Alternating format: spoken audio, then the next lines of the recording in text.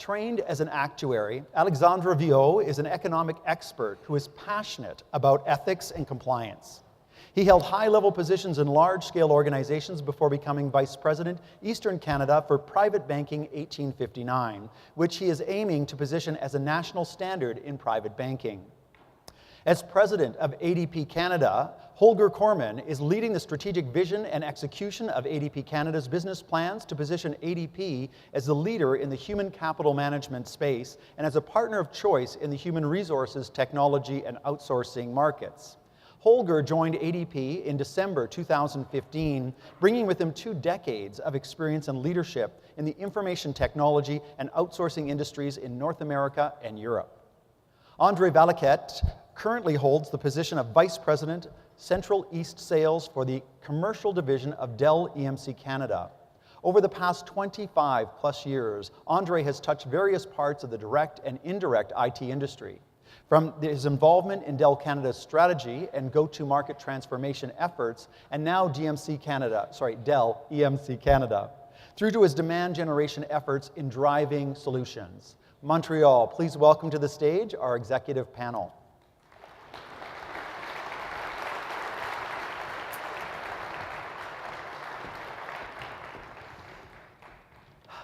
Welcome, gentlemen. Thank you so much for taking time out of your busy days to come and be with us and share some of your experiences and insights. My very first question is actually to yourself. First off, to start, what brought you to our stage? For my friends here in Montreal, bonjour. Bonjour tout le monde. Merci pour l'invitation. As I told you, Bill, I'll do a small introduction in French because everyone or most of people here speaks in French. Donc, ils m'ont demandé, Alexandre, est-ce que tu veux venir parler à notre panel Leadership? J'ai dit oui, ça m'intéresse. Ils m'ont dit, ça va être facile de toute façon, on va avoir des traducteurs français-anglais. Je vois aucun traducteur. Donc, à partir de ce moment-ci, ce que je vais faire, c'est que je vais parler en anglais, puis je vais vous parler de moi, de mon expérience, surtout parce que, comme Bill le disait, j'ai fait une maîtrise sur le sujet. Donc, je vais vous parler de mon expérience, comment j'ai développé ces sujets-là, comment je les utilise et comment vous pouvez les développer aussi au quotidien. So, I studied actuarial science and became an actuary. So, I would say that I was pretty good with numbers, but I was not really good with people at that time. People would call me mostly nerdy. So, over the year, I found out that I lacked some managerial and leadership concept. So, I decided to enroll in an MBA program. So, I chose the one offered by McGill University and HSC de Montréal. I had great teachers, I would have to say, but 2 of them just impresses me. The first one is Henry Mintzberg. Probably you know him. So Henry Mintzberg and Laurent Lapierre, and they're both widely known for their, I would say, leadership concepts. So I became so interested in that subject that I write my thesis on leadership. So this afternoon I will share with you how I developed those skills, how you can develop those skills, and the findings of my thesis. Great, thank you so much. Holger, bienvenue à Montreal. Welcome. Thank you very much. What brought you to us here today aside from a flight last night? Well, technically an Uber, but you know, what could be better than being part of a very diverse, middle-aged, brown shoe-wearing panel, right? No, really happy to be here. I really enjoy sharing some of perspectives on leadership and my little wisdom, so great to be here. Thank you. Andre, welcome. Thank you. Thanks for having me. Bonjour tout le monde. C'est toujours heureux d'être ici à Montréal pour faire participer à un événement comme Art of Leadership. So what brought me here, to me, it's the opportunity to share some of the things that our organizations are doing from a leadership perspective, and some of the things that I think we value personally that really resonate with us, that kind of connect into a lot of the speakers today. So I think that we're looking forward to that. Thank you. Thank you so much. So as you learned this morning, you may have seen some contrary opinions. One is we should ask why. Another is we should not ask why, we should ask what. And so leadership oftentimes is subjective, but Holger, at ADP, how do you measure leadership? Are there specific leadership metrics that you use? It's a great question. Measuring leadership is really, really hard, and I will tell you why I think so. Let's start with what you can measure. I believe you can measure followership quite easily. As my 13-year-old daughter would tell you, she tells me every day how much followers she has. And so it's a really, really easy way to do that. And social media taught us that, right? And they taught us how to measure followership. So it's interesting to look at it, but it's still hard to measure, in my view, true leadership. And we attempt to do that at ADP. We measure the engagement of people. I think it is a really strong indication of whether or not people are dialed in. Are they in line with your direction? Are they buying into how the vision of the company is structured? And do they feel sincerely they can make a difference in their place? And we measure that as an engagement score. And I hope, and I'm pretty sure a lot of you do that in your company as well. So I encourage everybody to measure engagement. It's just a really good indicator of whether or not people are dialed in and want to be there and contribute. And then more specifically for the leaders, we have another layer which we call the compass review. And that is not just how do you agree with the brown shoe guys running the company, but how do you agree with that guy specifically? How do you like Holger's or John's or Pierre's leadership? And that is a very specific question around does your manager care? Does he really personally involve you in decisions? Is he engaged in your well-being and in your career development? And that is also coming back as a score. So those indications we use to judge whether or not somebody is a good leader and whether or not you have engaged followers. So those are the ways we apply. And Holger, how broad is that? So whether I'm a Grenelle or a Naomi, my questions are, am I getting 500 questions? Am I getting 10 questions? How much do you actually measure? It's a great question. Engagement is more, it's like 40 questions, so it's a really broad range of things we ask. And then the Compass survey is very specific. It's 13 questions, very crisp, all email, and easily done twice a year. And then it's giving you a really good instant readout on somebody's performance. And interesting was I found, having done that now over 2 years at ADP, it is also what your gut feel tells you. So somebody you look up to and think, he leads well without having a measure, it usually comes back through those surveys as a confirmation or even a validation, saying, there's some weaknesses, he's a kind of an oddball as a leader, and usually those scores are coming back a little lower. So it does work in a way. Yeah. And so Alexandre, you did your master's paper, as you mentioned, everybody on leadership. What have you found the best leaders have in common then? What do you think some of the common results might be on Holger's assessments? Yeah, that's a great question, because during my studies, and I've been on the workforce for the past 22 years, so I find out that great leaders come in all shapes and sizes, and you can see us, all shapes and sizes. Some are more reserved, while others, they have, I would say, a more in-your-face approach. Different situation will call from different skills for sure. So our startup won't probably need the same leader as a grown-up company. But I would say that for my findings, great leaders all have great emotional intelligence skills. And this is knowing that you have the technical skills, but every great leaders, they have high potential of emotional intelligence. But now the question is, what is emotional intelligence?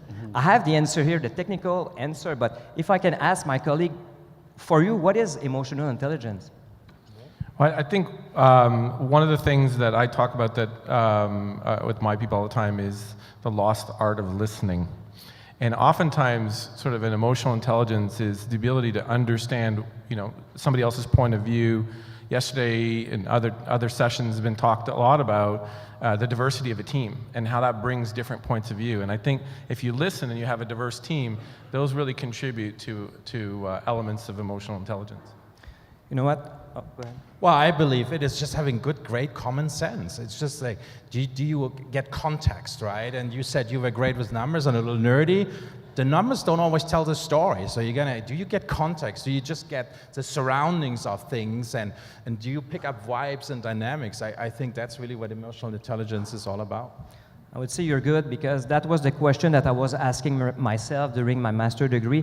And I found out that the definition that I found out, it's the ability to monitor your feeling and those of others, and to use that information to guide your thinking and behavior. So this is really what I found out during my study about emotional intelligence. Later on, we will talk about the the different skills that you need to have to be a good leader, but we'll do that later on.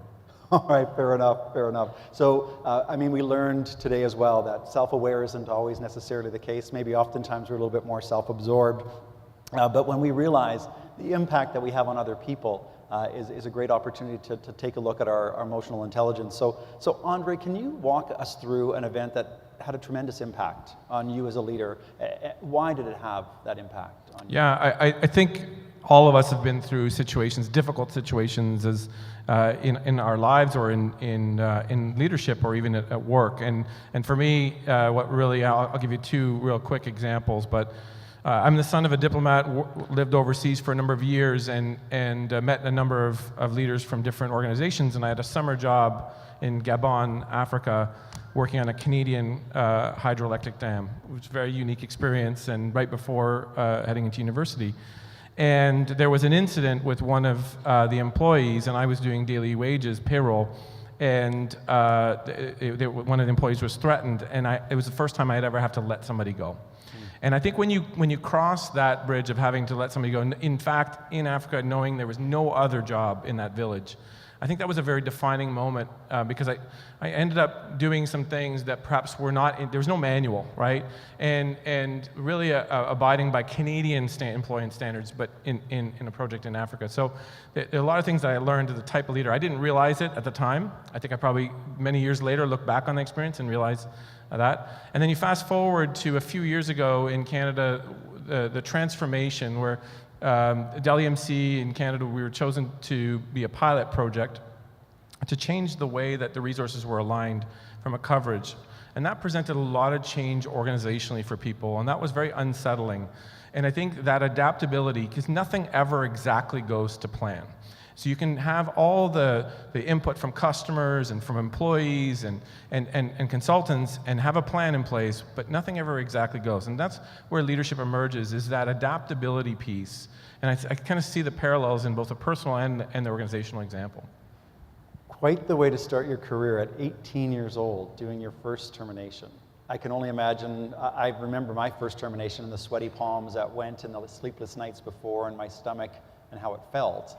So how has that impacted you now? Has that changed in any way, shape, or form when you have those sad opportunities where it's time for someone to move on? Well, you know, I certainly lost a ton of weight at that point in time, which I could probably use now, given that the one thing is I wish we were all a little bit more like size-wise. I have some pounds to lose. But, you know, I think how it's changed me, it's certainly what the lesson learned there was how to treat people with respect, how to communicate openly, how to articulate that there is a code of conduct, that there are the corporate values that are sort of the minimum requirement. And I think those are things that stuck. And again, I don't think I learned that lesson right then, but I think later on that certainly was something that I realized that's when I learned it. So, you know, so many leadership challenges that we will face in our careers if we choose leadership, as we learned from Vince Molinaro. Holger, what are the top leadership challenges that you're facing today? Well, first of all, I want to say, and I'm delighted that this was on the foundation of a screwed up payroll. I don't think we offer payroll services in Gabon, but nonetheless, so my challenges, listen, there's a lot of challenges, but the one thing I'm still struggling with today is really finding talent which fits and which makes a difference. And I find the culture in general has elevated. Everybody today has a fancy LinkedIn profile. Everybody has brown shoes, fancy socks, and everybody figured out the swagger of talking the talk and customizing the resumes, and everybody knows how to talk about matrix organization and line organization. So I think people in general today, they interview better than they used to in the past. And I don't like to out myself as an old guy, but I find just the game has upped. Everybody's a really good interviewer. It's easy to spot talent. You go on LinkedIn. Everybody has access to what used to be the privilege of executive recruiters and search firms. And so that's easy. The hard part, I find, is to make the right choice on the person which will make a difference in your environment. And what I mean by that is really to judge.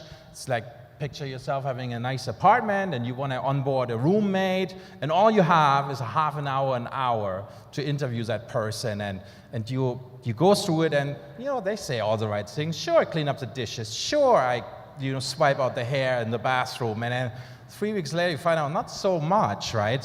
So those are things I find it's really hard to figure out in an interview kind of scenario. And what we do we do multiple interviews, we do trying to do 360 kind of thing, we're trying to get to the EQ part, but I find it is really hard to tell apart from who are the showboats and who are the real contributor and what's a good fit. So I think there's very little innovation in terms of just interviewing. We still interview like we have done it, 100 years ago, and there's really no innovation there. That's one of my Fair challenges. enough.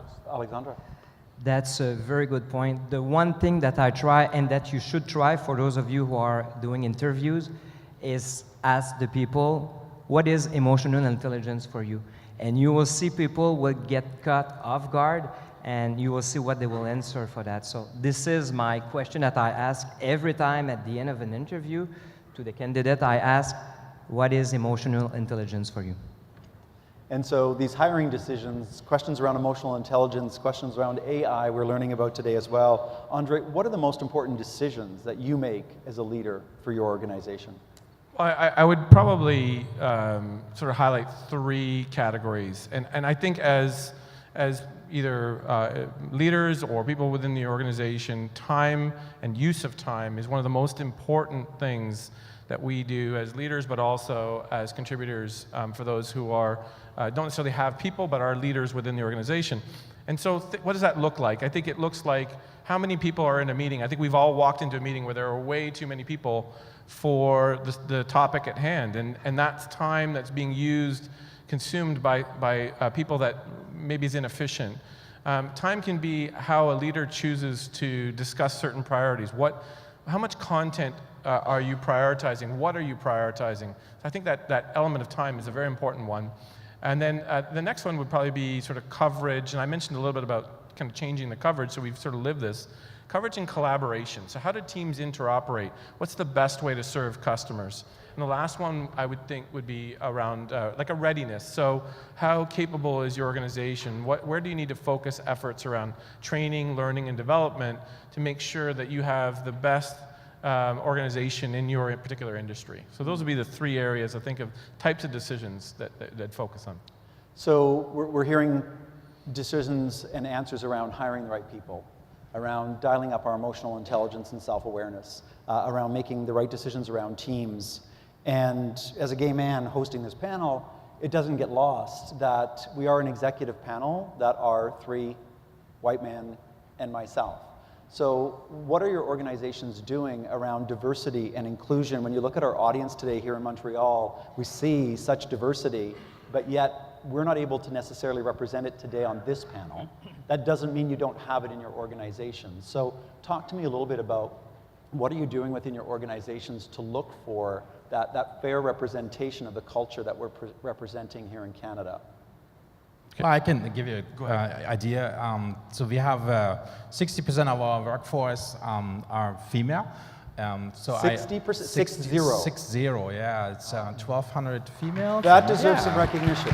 And on the director, middle management level, our leadership is actually at 65%. On the company management, it's about 37%. So we're a little bit behind. We're working on that, but I find gender is only one aspect of diversity. I do like to think of diversity in a broader context of, also generational diversity. Obviously, I like to think about in terms of cultural values and heritage, and also education. I think it is a very important part to have that you have a technologist, you have a nerd on the board, right? And you have a legal person, maybe somebody who grew up in sales. And so I do like to surround myself with people with just different educational backgrounds. And that is really what we value as true diversity. So that's really how we manage it. We don't have quotas, but we like to keep it within checks and balances. Yeah. There we go. Andre? Yeah, and don't worry, Alex, I'm a nerd too, so you don't have to worry. I think what's really important is when I walk into my boss's staff meeting and I look across the table and see and I see that 65% are women, and the type of roles that they have, the head of strategy, the head of finance, the head of HR, the head of acquisition, all women, head of learning and development, all women within the organization. And that's very important. Diversity at the leadership level is where it begins in my mind, because then you ensure that you have that representation. I think one of the things that, while we all know that the best individual for a job will get a job, I think that's but I think having potentially unequal representation in groups where you know you need participation in the community, where you know you need to do some work, where you don't necessarily, your industry is not representative, and I know with technology, it's not, there's a strong male gender bias within the technology, and I know with Dell EMC, we have events like Dell Women Entrepreneurial Network. We participate in the art of, because we want to diversify the type of individuals that work for our technology company. Alexandre, your colleague, Megan, was on our panel in Calgary at the Art of Leadership for Women. So are there things you're doing unique in private banking? I would say on the private banking side, we have investment. Investment, it's still a man's world, I would say. I would say that 80% on the investment side of my team, it's men, unfortunately. But on the banking and credit side, I would say it's 90% it's women, like you've seen with Megan. And I see the representative of National Bank on the first row, and it's almost all women. So I would say that more and more we're being 50-50. But again, it's a cultural thing. And I would say that finance in the past was not really, or maybe it was less interesting for women, but more and more we see women getting into that field, and that's great. Yes. Well, we've been very honored to have Katty Kay on our stage at the Art of Leadership in Toronto. And Katty Kay, those that are in the financial background know that she has written some amazing books, one being The Confidence Code.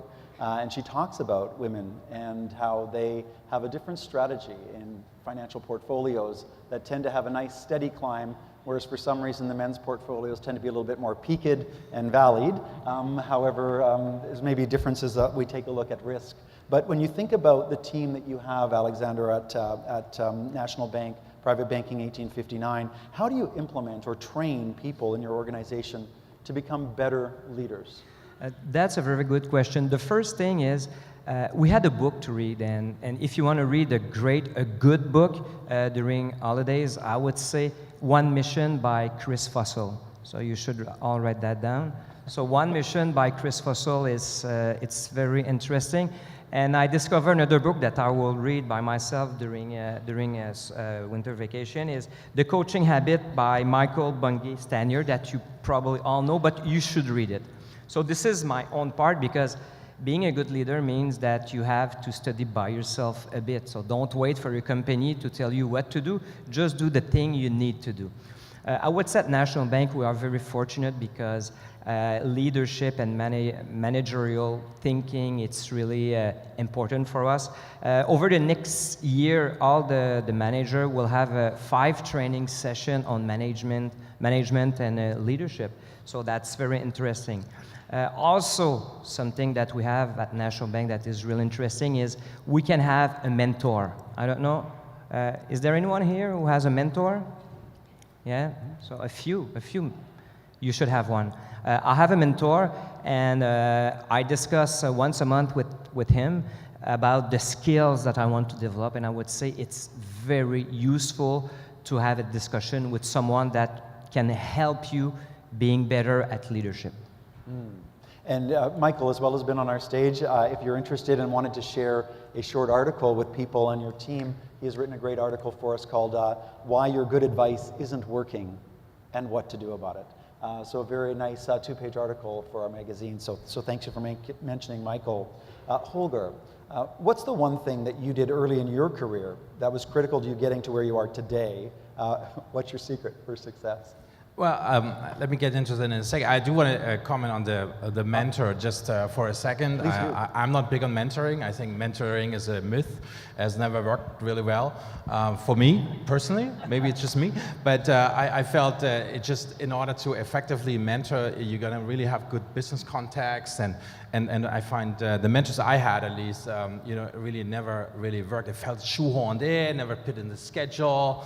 And so I'm not quite as big on mentoring, and as a company in ADP, we are not running a formal structured mentoring program because of those very reasons. But I just want to comment on that I'm not quite as big on that. But what I did early in my career, instead of mentoring, first of all, I was a vacuum cleaner for a very senior manager. So, I worked as an assistant to a general manager, and as a result, I got thrown everything which falls off the table, a little litigation, a little reorganization, a little international project. It gave me a good range of just seeing what's out there and digging through a variety of problems, which I found really, really a good learning experience. And then the other thing, I think it is very important for a leader to learn that you are also a follower, right? And that is not true when you are a rock star. I don't think Rihanna follows too many people. She does whatever she wants. But in corporate leadership, which is really what I know, and not the rock star would be attractive, but I would never made it. But in corporate leadership, we are all followers. Like it or not, we're not freestylers. I'm not Elon Musk or Steve Jobs who can do whatever we want. We follow somebody. And it is very important for leaders to realize that you are also a follower. And you're possibly more than a follower than you're a leader, because you follow what the company is doing. And you're going to pick the people you want to follow. So I think it is very important to learn to lead as well as to learn to follow, and you got to pick your bets wisely. And it is just like in marketing, right? And if you want your product, you have a new product, nobody knows of it. What are you going to do? You find yourself some celebrity who is using your product, and that gets attention. And the same works in leadership as well. If you want to be recognized, if you want to stand out, follow somebody who is a thought leader, who stands for something you can identify yourself with, and has some influence where you're going. That's my alternative approach, I guess, offering to mentoring. Fair enough. Andre, about mentoring. Yeah, so I have a bit of a different perspective, and I think between the two is some of the pitfalls around mentoring. I would say that more mentoring relationships fail than actually succeed, but it doesn't necessarily mean that the practice of mentoring shouldn't be one that you start. Because I think mentoring is a contingent on a trusted relationship, and it is one that is outside of the chain of command. And so when I say that, it means that somebody's going to give you advice and going to help you steer your career, help you make a decision or a better decision, and give you a different perspective than you perhaps otherwise would have done. And so it is a tool. Now, it's not for everyone, because it does require that element of trust that is so contingent. And in some cases, when you get to certain levels and certain spots, it's a little bit difficult to put yourself completely in those types of relationships, because there are so many competing priorities and agendas, right? So I think that's the pitfall of mentoring. If I can add on that, because I started all the subject about mentors, I would say that you're so right. You have to feel comfortable, at your ease with the mentor that you have, because if not, you won't see the real things. And again, if you want to be helped in some of the deep question that you have about yourself, you have to feel a trust with the mentor that you have. So yes, you're right. And it's also, if I could maybe hopefully you close the subject of mentoring, it's also an age thing. I think mentoring maybe at a younger stage is more effective. We're still figuring out who you follow, who you want to be with, who you're leading. I won't mention name, but I have somebody coming up on 50 on my team, and he asked me for a mentor, and it's like, my God, you're late. You're 20 years late. And so I think it's also an age thing. If you haven't figured it out at that point, you Well, let me share this with you then. So obviously one of the things we love at The Art Of is diversity of thought. And my mantra is, if you and I have the same thought, one of us isn't necessary. Think about that. So I look for people that have diversity of thought. And Holger, so I want to share this with you then. If you've got a 50-year-old individual that's looking for a mentor, I invite people to consider reverse mentoring. And what I mean by that is, as a 54-year-old man, I now look for people that are much younger than me, that can help me navigate what I need to navigate. I look at even just a definition of what is professionalism. And what's professionalism to my mother and my father? What's professionalism to me? And what's professional to a millennial, a zenennial, is really intriguing to me. And so I just look for those great opportunities to be reverse mentored, if you will. I mean, it's still being mentored to me, but it's just that I'm the one that I want that mentor, but I want a young person mentoring me so I can figure out how to do the right things and how to say things properly. No, that's an excellent point, and I will tell you that I've watched my kids really closely. What do they do on social media, and why do they like Snapchat? I can still not figure it out. So it is important to take a really close look at the generations to come, and I really like that suggestion, and I do surround myself with what we call the millennials, to just pick up what are the vibes and what do they care about, and looking always upwards to an older mentor, which has already been there, done that, is missing the boat that Mark Zuckerberg was 22 when he founded Facebook, right? And so, you got to look both ways. Very good point. So mentorship goes both ways. So the mentor and the mentoree should learn from each other. There we go. So Andre, talk to me a little bit then. What are some of the unique things that you do to really get the most out of your team? Well, I think the trigger, for me, it's all about strengths. I spend very little time on development opportunities or blind spots. And the trigger for me was a book, Strength Finders 2.0 by Tom Rath, which really sort of connected with me personally around really this element of focusing on strengths. And the premise is that if we spend a lot of energy to compensate for areas that we're not necessarily good at, that sometimes that's wasted energy, or at least it'll be not as productive as if we, rather than put ourselves in more situations where we can win. And I think the impact on a team, when you can understand and listen to where they can be successful and how they contribute, and how that can contribute to the value, or they can feel valued in their contributions, is a better way of saying it, then I think you can start to develop this winning culture aspirational goal. And once the culture starts to win, it's amazing how those elements that do cause conflict, or those blind spots, start to diminish in magnitude and start to somewhat go away, because everyone is very energized and positive because of the winning that's going on. So that was a big element that I think for me that I double-clicked on and over-rotated on positive strengths. Fair enough. And Holger, as you've shared with me, no one succeeds without a successful team. So how do you take good teams and make them great? Yeah, first of all, you got to have the right team members. So I look for passion, and how you're passionate about payroll, right? Good question. But that's not really what it is. I joined ADP for a very simple reason. It is really the promise of merging human resources with technology. Is really what we do, and I'm really, really passionate about it. I believe there's so much more we can do in terms of people management and using technology to get more productivity out of our company. I'm really passionate about that vision, so I like people on my team, and the team includes everybody who is as passionate about what that can hold as a promise for the company. But I also, what I do for my teams, I lead. Sometimes I lead the charge when I have an idea and I want to get it done, and I walk ahead. But more often than not, I fall behind and look, is everybody fine, right? Leaders need to not just look in the back mirror and say, who are they following? Are they still there? So you got to take a close look from behind. Is everybody okay? Are they on board with the vision? Is somebody falling off? Do you have some frictions on the team? And you can't see it in a two-dimensional back mirror. So you gotta go there and take a really close look. Is everybody cool? And that's what I do more often than not. I care about, is everybody fine? Is everybody on board? Is there somebody I can assist with, help with? And that's how I try to get a good team to be even greater. There we go. And so it was interesting. I had an amazing lunch today, and somebody shared with me that a lot of the people that they work in regards to emotional intelligence don't even know how to spell empathy. And there's some great opportunities for leaders to become a little bit more emotionally intelligent. So maybe it's time to circle back, Alexandre, and talk a little bit about from your experience and your studies and the education you've had and experience, what are the components of emotional intelligence?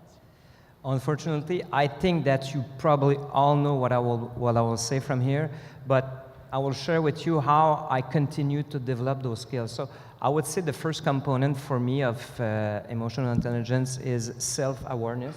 So being self-awareness, self-regulation, for sure. I'll explain that later. Motivation. You have to be a motivated person. Empathy. So you have said, Bill, about empathy. So it's really important in emotional intelligence. And finally, social skills. So can you give us maybe an example or explain a little bit about some of those components? Okay, so very quickly, because I've looked and you've seen almost every subject this morning, but the first one, self-awareness, I will say it's really understanding yourself and your effect on others. So you were saying that very effectively. So understanding yourself and the effect on others. And it's mainly knowing your strengths and weaknesses. So self-awareness, it's really about knowing who you are, in which field you're good, and in which field you're less good. The second one is self-regulation, and I would say this is a subject that we talk a bit less. Self-regulation, it's really to try, and I say to try to control your disruptive impulses and thinking before acting. So that's really important. How to work on that? I have to work on that. So this is the main skill that I have to work on. It's really being comfortable with ambiguity and changes. I would say that a good leader who can control his feeling will create an atmosphere of trust and fairness. So when you have an atmosphere of fairness and trust, people, they will be more willing to open themselves to you. Also, self-regulation will help a great leader to compose with changes instead of panicking. We have all seen leaders panicking in some leaders. We can not call them leaders, but people panicking in some situation. So I would say that you have to compose with changes. I like the thinking before acting. Maybe you can ask Joe Biden later if he knows somebody who should.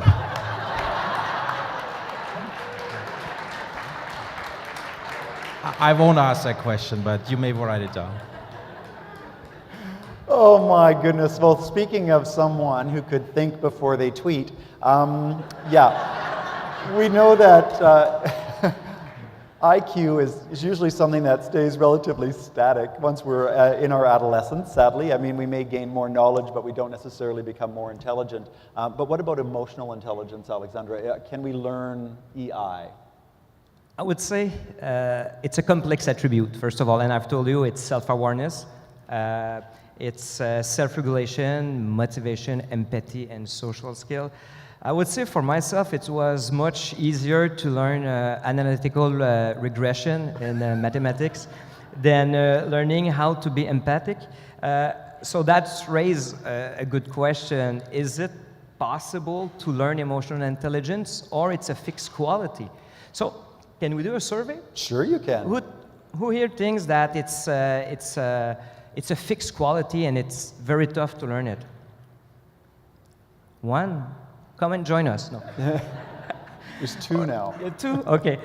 Fortunately, although science said, because it's not from me, science reveals that there's a strong genetic component, I would say that if you are self-aware, so if you know yourself pretty well, you will know on which topic to work, and please find a mentor and work on that skill. I thought this is a panel of four white corporate guys, but it's three and a robot, actually.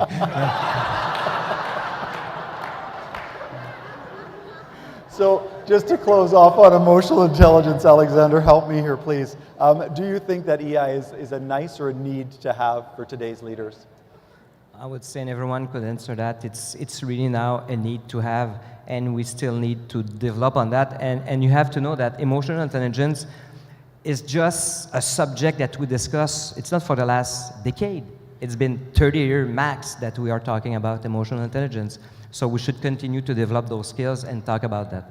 Okay. And so as leaders then, as emotionally intelligent and self-aware leaders, we realize that we can set the tone. So Holger, leaders set the tone for performance and culture in an organization. And with that in mind, what behaviors must leaders exemplify to really inspire a performance-driven organization? I would say one of the things I cherish is it is okay to screw up, right? So I think you don't progress if you don't allow a culture of failing. And you probably also heard the line too often that, you know, come in your office and you get that old school management line, well, don't come with me with the problems, come with the solutions. And I think those days are gone. I think it is okay to say, I don't have the solution. Guess what? I don't. I don't understand Snapchat. I don't understand half of what you're saying. But that is okay. And if you have a culture that the management is okay, and you heard it in the example earlier with a Ford, with Molani, right? And it is okay to say, my slide is red, my project is not going well, I need help. And I think that is a very important element in leadership, to set the tone that doesn't lead to punishment. If you show up as a red slide, you're not the first out the door, you're the one sitting next to the president of Ford. And that is something I do at in my team, that I really want to hear the truth, and I really like a culture of people feeling okay with making mistakes, because that's how they expand their franchise. And one caution though, don't do the same mistake 2 or 3 times in a row. So, but other than that's something I like to encourage as a cultural change, to just test the boundaries, but don't punish those. I think that doesn't work. A culture of punishment and punishing failure is going to get you backwards, not forward. So in the learning culture that we work with at The Art Of, we encourage our clients to think about the fact that you only make a mistake once. The second time you do the same thing, it's a choice. Somewhat quoting Einstein, that to do the same things over and over again expecting a different result is a definition of insanity. But then we also work with leaders around changing their cultures within their organizations and helping them realize that mistakes are something that's very interesting. And we learn as a young child that when we broke mom's favorite vase, or someone in the family broke mom's favorite vase, the automatic response is to hide it in some way, shape, or form. Andre, you talked about firing somebody at the age 18, and my experience in terminations is that the performance of that individual was much worse than I even knew it was. And that, you know, everyone on your team knows who the non-performers are, and they're really just questioning you as a leader. Why aren't you addressing that? And so what we're challenging leaders to do now in the organizations we partner with from corporate learning perspectives is to open up a weekly meeting with the biggest mistake I made last week was, and to begin to create a culture where it's okay to admit mistakes.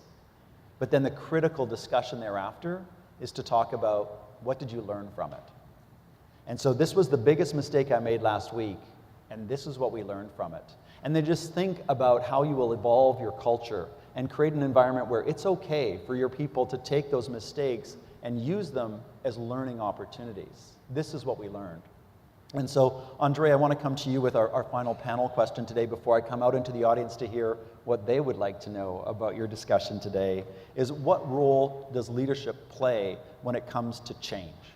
Well, I think both you and Holger also spoke to the culture of change and sort of the encouragement around making mistakes and how that, you know, you can get valuable lessons. Well, I think Dell EMC wasn't always. There was 2 large organizations that came together in integration a year ago. And I can tell you that all of those things were planned out and sort of thought ahead, but there was always going to be impacts, right? Where people were worried about where their job was going to be there. They were worried about what role they would have, which group they were part of, and all those changes. And some mistakes were made. And the ability to then revisit some of those mistakes, it was really important in that exercise. And so I think we're touching on a very important piece of having a culture that's very dynamic, that really encourages change and doesn't necessarily fear it in a positive way. Now, I think one of the things around that change that's very important that sort of led to at least the success in Canada, which I can share with the audience, is that that change was broken down into smaller, more consumable bits. Because I think whenever you have sort of these problems, there's controllable and uncontrollable elements around change. And when you look at the controllable elements and you really just sort of diffuse it down to what is in it for that individual. As a leader, you look at your individual and say, how is change going to impact this individual? And you only have them concerned and address the communication around those aspects to help minimize the impact of change, because I think we all fear the unknown around that change. And that is the greatest fear, right, is the unknown. So I have no idea what these people might want to ask you, but are you ready to hear their questions? Let's figure it out. Let's take a look. So, who's got the first question? Thank you. Hi, I'm curious to know how you would encourage innovation in terms of your staff taking on a challenge they haven't done before, where you might know the best way to do it, but they have to learn themselves. So how do you manage the risk around somebody doing something for the first time or engaging in something that maybe the company's doing for the first time? It's a great question. I could just give you a quick example on my side. I think the one thing you're gonna retire really quick as a leader is to assume that you know everything best, right? That is just not the case. And if that is the case, your team is just not, I guess, fully dialed in. But the odds are you're not knowing everything best. So that situation happens all the time. I do encourage people to just try and identify what's out there and look for innovation in all places, and you know, if you don't know, it's okay. You know, go out, find out, and that is something which can be done collectively, collaboratively, and if it's okay that if that innovation doesn't fly, you move on to something else. So I think it is really the tease and the encouragement which makes a difference in innovation, but not the dictation of this is innovation and you got to put it in place. It is the tease and the encouragement. As our opinions? Yeah, just the one thing I would add around new assignment or new role, there's something that was shared with me early on that I thought was a fun play on words, and it's a play around the words of conscious and competence, right? So when we enter into a new job, we are unconsciously incompetent. We think, oh, we've been asked to do this task, or we've been asked to, we got this, they gave me the offer for this job, I can do this, and you walk in. And then quickly you realize within the first few weeks, month, whatever it is, that, wow, I didn't realize that it was this, or I didn't know about all these other things that I should have known about. And quickly you get into the next stage of, now you're consciously incompetent. And then the good news is that's a very short stage, and then you go into consciously competent, and you understand. And the last stage is unconsciously competent. And I think sharing those different stages is important to help, really what Holger was saying is encourage the ability to try and to do new things and to try to push innovation, because everyone kind of goes through those stages as they try something new. And when you talk about innovation, I would say that you have to put your employees in a kind of circle of trust. So they have to feel trusted by their leader, by their manager, and they can make mistakes. So if you give them the chance to make some mistakes and you trust them, I think that it will be fine. Panel right in the middle of the hall. Sure. Hi, just a quick question for Holger with regard to your corporate culture. So the communication style you've adopted today, I'll say, is extremely entertaining, but I'm curious, is that indicative of how you conduct business at the office? And if so, do you find that that is a strength for you and your group? You know, I don't see myself as a comedian. No German really does. But, right? That's a good one. But I do believe we shouldn't take ourselves too serious in what we do, right? We are all humans, and I don't know anybody who doesn't like to laugh, right? And while, you know, I said earlier, who gets excited about payroll, try out to mess up a payroll. People get very excited about payroll. So it is a very serious matter. Compliance matters to us a lot. Security, data privacy, accuracy, all of those things are really, really serious topics which are not all that much fun on any given day. and running technologies, outsourcing, meeting service level agreements, and that is not necessarily always an activity which gets you out of the chair, right? It's not watching a rock concert.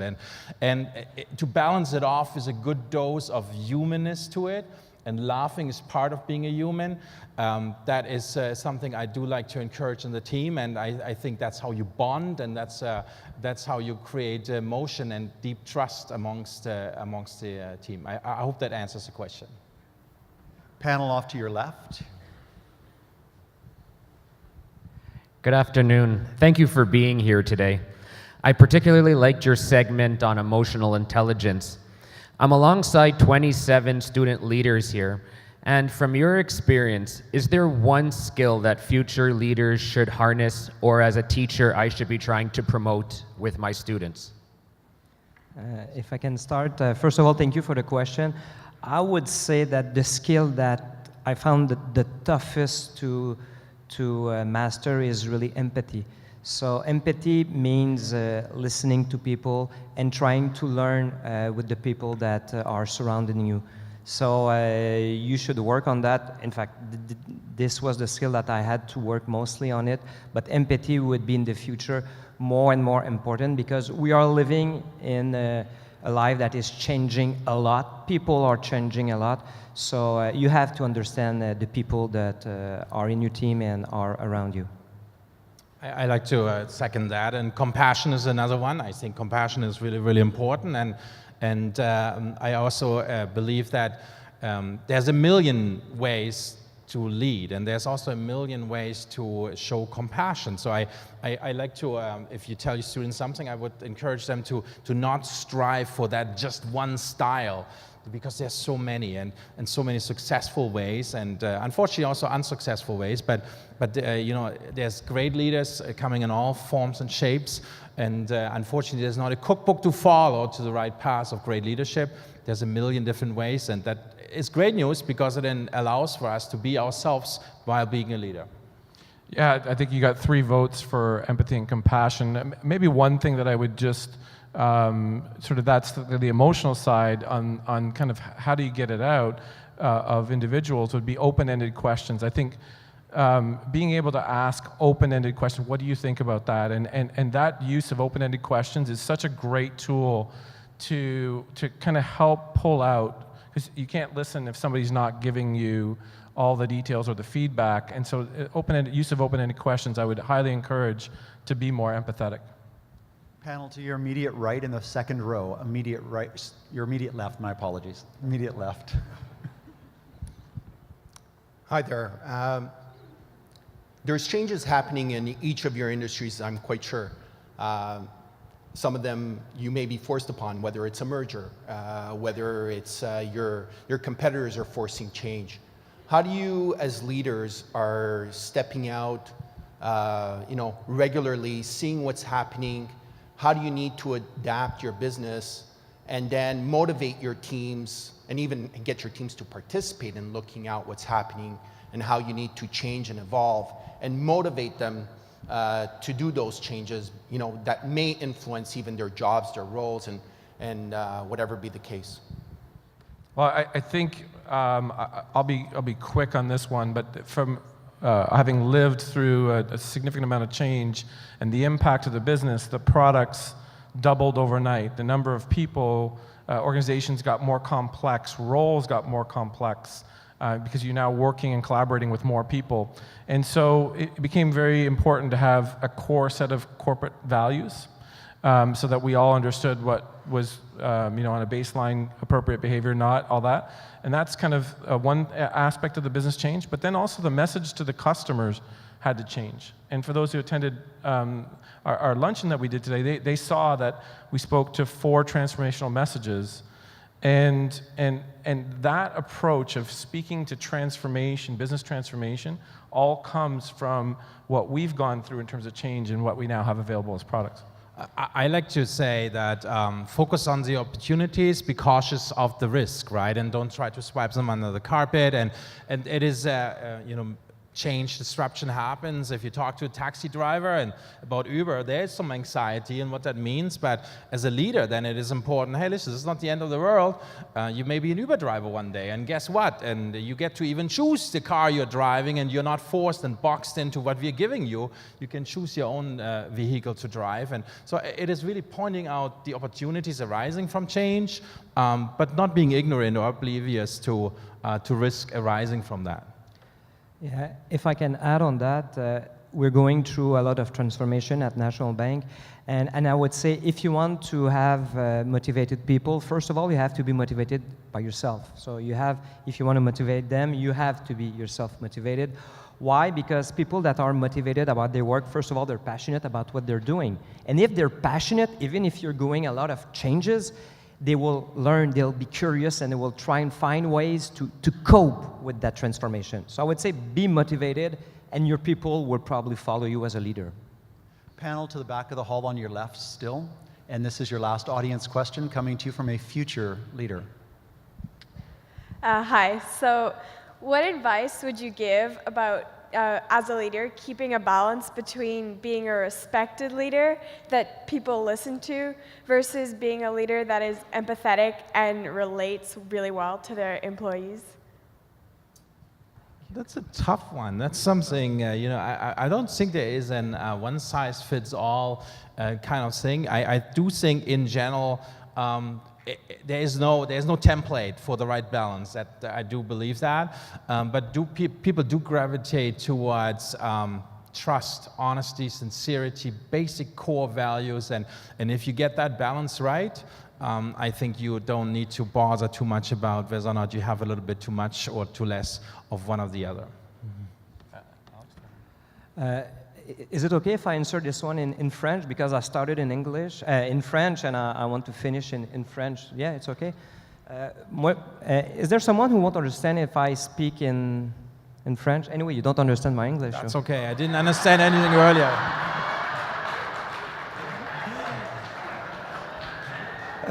Moi, je dirais une chose qui est vraiment importante, c'est de ne pas avoir d'ego, de laisser l'ego de côté.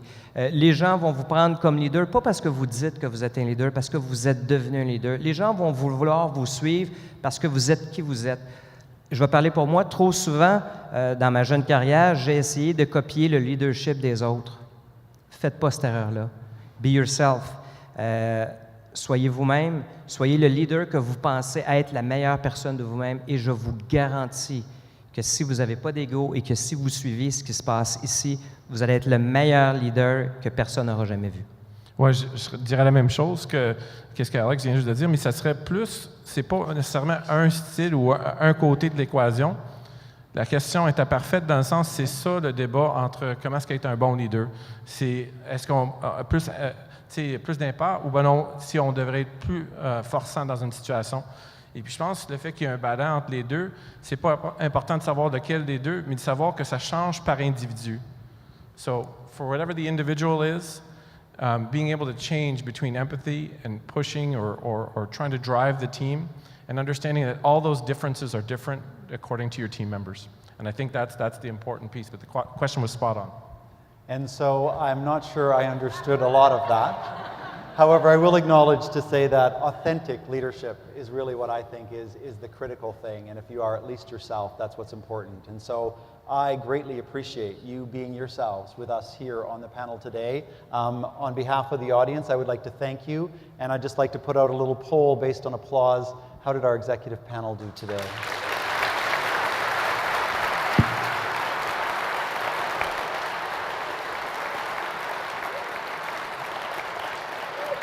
Thank you so much.